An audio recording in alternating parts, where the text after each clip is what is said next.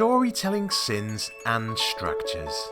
Brands disrespect audiences every day. They're not getting to the point memorably from pitch decks, videos, web copy, or introductions. So let's change it up. We're going to explore 3 common storytelling sins and 3 popular story structures, plus the minimum amount of words you need for them to work. But isn't clarity the key to good communication? And wouldn't stories make things more complicated? Like, what if you chose the wrong story? Picking the right story often takes trial and error, but it's worth it because stories are sticky.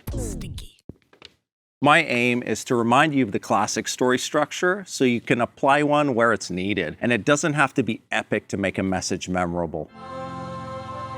There's a tremendous power in using the least amount of information to get a point across.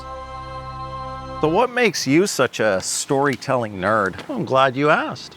Since 2009, I've been consulting in branding, so I've tried a bunch of different things to make comms more memorable. And I wanted to boil down my go-to storytelling models so I'd have something to send to clients ahead of workshops. Now, what's really interesting is when we began amazing. The reality is most brands get lost. They include too many details and can't consolidate the message. It's like they can't agree on the main point. The 3 sins of storytelling. Sin number 1. Thou shalt not bore. In the 1940s, when the term information theory was coined, the research showed surprise raised the salience of a message like nothing else. In other words, if your story is predictable, it sucks. You got a big surprise coming to you. But the surprise needs to connect to meaning. Otherwise, you'll get attention, but it won't turn into interest. You need a story that travels. One that employees are able to and want to frequently share in their own words. Use simple, memorable points. It needs to be sticky. Practical, tactical tip. Memorable words are monogamous. The more you use a word that has only one possible meaning, the more likely it is to be remembered. Pineapple. Skateboard. Maze. This is part of the reason the sea of corporate sameness uses trite words like solutions, passion, innovation, and cutting edge, which are unclear and therefore boring.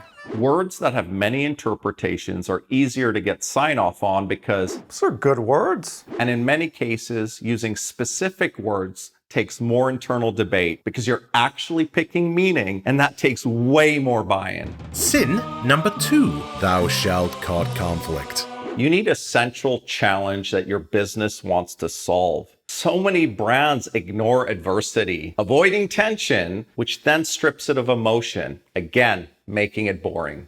Gretel, take your brother for a jaunt.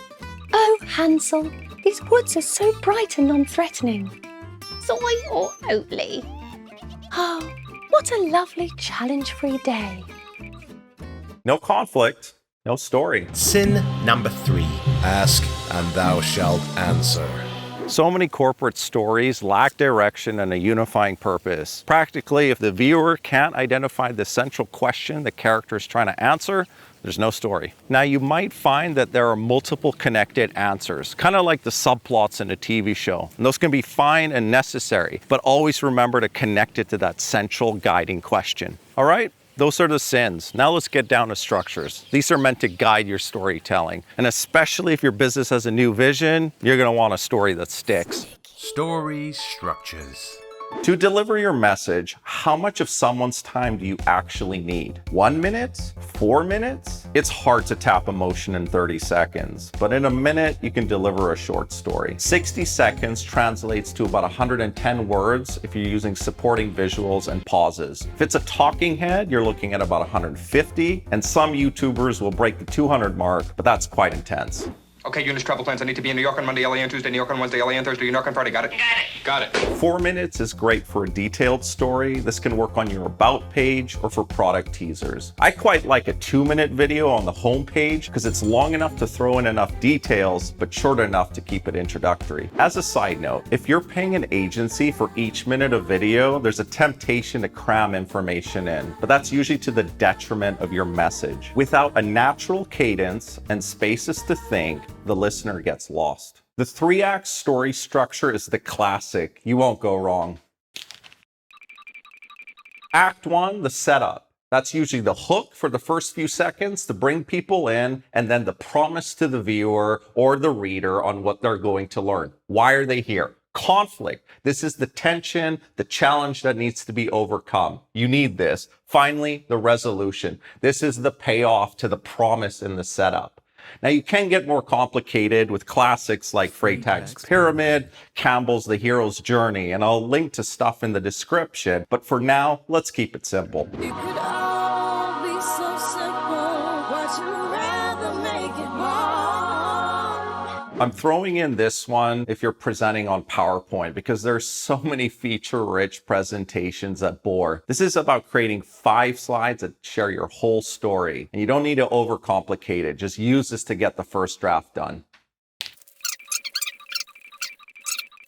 This might be a couple sentences for each one, or even 1 sentence per section. Change or trend. Can you in a sentence articulate what's changing in the world? Slide 2. Some people are going to win and some are going to lose by not adapting to this trend. Slide 3. Future state. This is where the dopamine should be hitting because people should feel like that's where I could end up in this really winning place. Mechanism, now you start weaving in where your company comes in. Like, what is the mechanism that's going to get them there? And then finally, proof. Can you actually take them there? Thanks for watching. In the description, you'll find a link to a PDF I made that you can print out if you're having a meeting and you want to reference storytelling structures. This has been the 3rd video in the B2B rebranding mini-series. The next one's going to be on the logo, the often misunderstood primary symbol of your company. I hope to see you there. Freytag's Pyramid.